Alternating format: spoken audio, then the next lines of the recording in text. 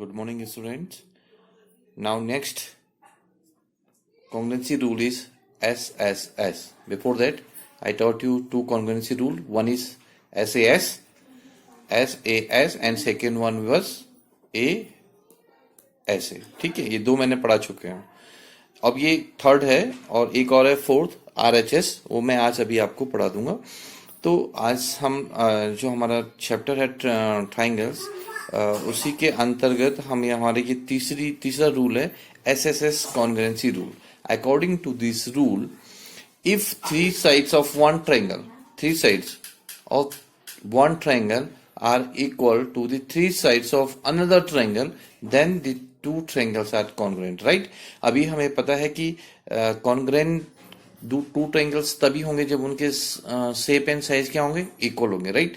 अब इसके अगर तीनों साइड्स, एक ट्रायंगल की तीनों साइड्स अगर दूसरे ट्रायंगल की तीनों साइड्स के इक्वल है तो वो ऑब्वियसली क्या हो जाएगा, कॉन्ग्रुएंट हो जाएगा. ठीक है, मैं यहां पे एग्जांपल करता हूं कि late this is a triangle ABC, right? AB is of 5 centimeter, BC equal to 4 centimeter, and AC equal to 3 centimeter, right? And other triangle is like that, PQR. PQ is 3 centimeter, 5 centimeter, and this is 3 centimeter, and this is 4 centimeter, right? So AB is equal to PQ. ठीक है, AB क्या हो रहा है, PQ के equal हो रहा है, and AC is equal to PR, clear? And BC is equal to QR. यानी the three sides of one triangle is equal to the three sides of another triangle. ठीक है, then this is be under SSS criterion या SSS congruency rule, and तब ये दोनों क्या हो जाएंगे, हमारे दोनों ट्रायंगल कॉन्ग्रुएंट हो जाएंगे. सो इसीलिए इसको बोलोगे SS, side means the three sides of one triangle is equal to the three sides of another triangle, then the two triangles are congruent, right? Then the two triangles are congruent. So hope so ये आपको आ गया होगा. अब next है जो last है, तो एक बार मैं ब्रीफ कर दूं. पहले हमने किया था SAS एक्सियम, यानी side including angle, right? Including angle, two sides की इंक्लूडिंग एंगल. ठीक है, ये कॉन्ग्रुएंसी रूल हमने फर्स्ट पढ़ा था. सेकंड हमने पढ़ा था ASA, यानी two angles and included side. ठीक है, एंड अभी हमने पढ़ दिया ये SSS कॉन्ग्रुएंसी रूल, यानी three sides of one triangle is equal to the three sides of another triangle, then the two triangles are congruent. And next one is RHS. ठीक है, RHS means right angled hypotenuse side. ठीक है, तो इसको हम यहाँ पर brief करेंगे. यहाँ पर नेक्स्ट उसमें देखिए, RHS है यानी राइट एंगल्ड, यानी first condition the triangles should be right angled. ठीक है, and H means hypotenuse and S means side. यानी if in two right triangles, देखिए in two right triangles, right, in two right triangles, the hypotenuse and one side, the hypotenuse and one side of one triangle are equal to the hypotenuse and one side of another triangles, then the two triangles are congruent. Condition ये है कि दोनों triangle क्या होने चाहिए, right angled होने चाहिए. एक तो उनका जो हाइपोटेनस और any one side is equal of one triangle is equal to the hypotenuse and one side of another right angle, right? So let this is a triangle ABC which is right angled at B, right? And this is another triangle which is PQR, which is right angle at Q. ठीक है। तो अगर दोनों triangle right angle हैं और उनके hypotenuse this one is equal to this one, यानी A B equal to P R, right, any one side, ठीक है, ये हो गई, ये भी हो सकती है, ये भी हो सकती है, ठीक है, एनी वन साइड, यानी बी सी इक्वल टू, अगर इस साइड के कर लेते हैं बी सी इक्वल टू, इस साइड के कर लेते हैं B C equal to R R Q, ठीक है, एनी वन साइड, यानी इस साइड, ये साइड, ये साइड, ये साइड, ठीक है। तो ये दोनों राइट एंगल्ड हैं, दोनों का हाइपोटेनस इक्वल है, और एनी वन साइड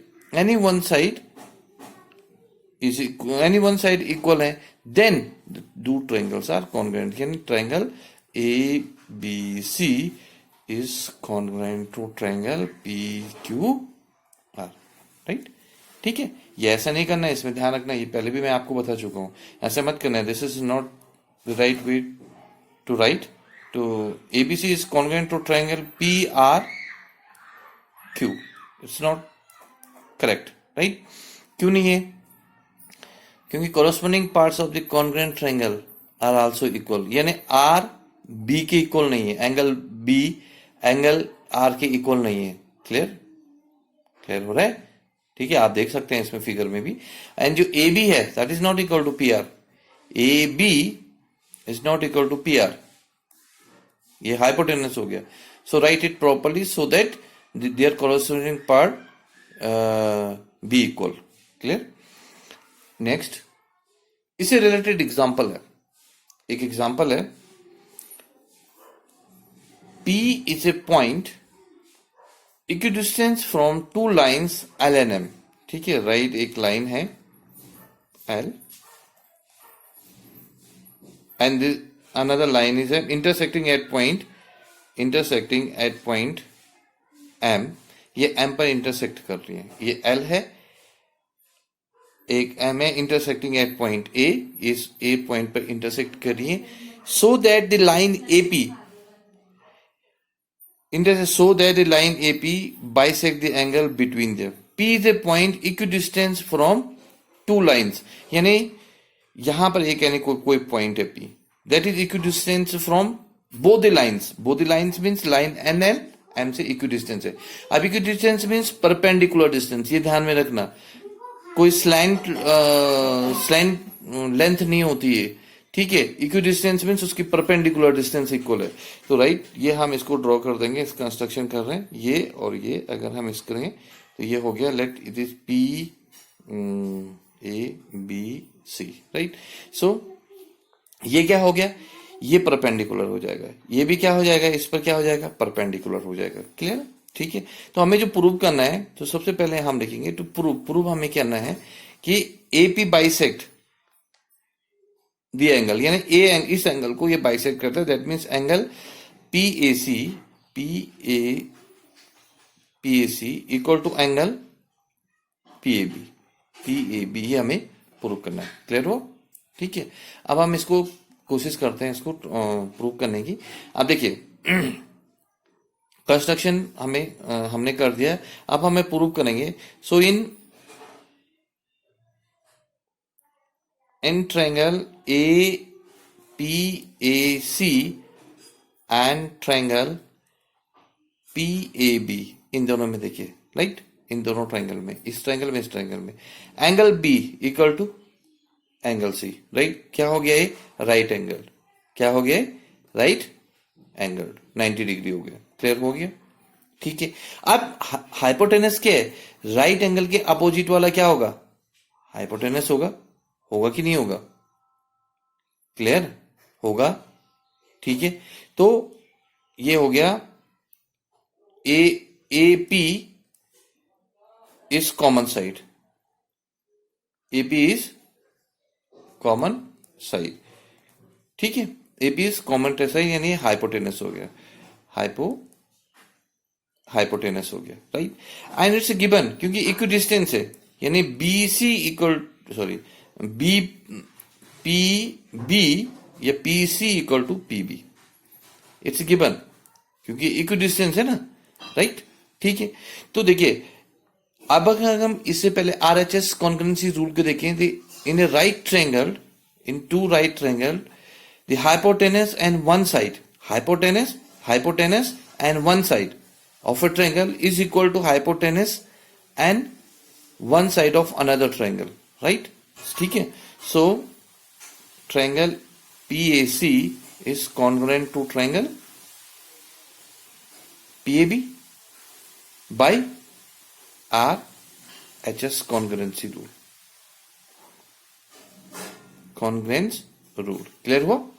ठीक है, ये कॉन्ग्रेंस रूल आरएचएस से प्रूव हो गया. एक बार मैं और बता रहा हूं, क्योंकि इसके दोनों राइट एंगल ट्रायंगल है, तो इसका हाइपोटेनस ये हो गया, इसका हाइपोटेनस हो गया, ये कॉमन साइड हो गई, राइट?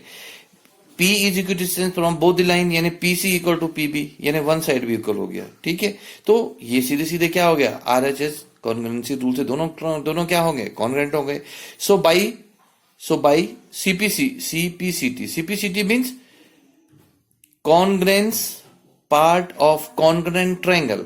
CPCT हम ये कर सकते हैं, क्योंकि कॉन्ग्रेंस कॉरेस्पॉन्डिंग पार्ट्स इक्वल होते हैं ना, यानी ये एंगल इक्वल के, this angle will be equal to this angle and this angle will be equal to this angle.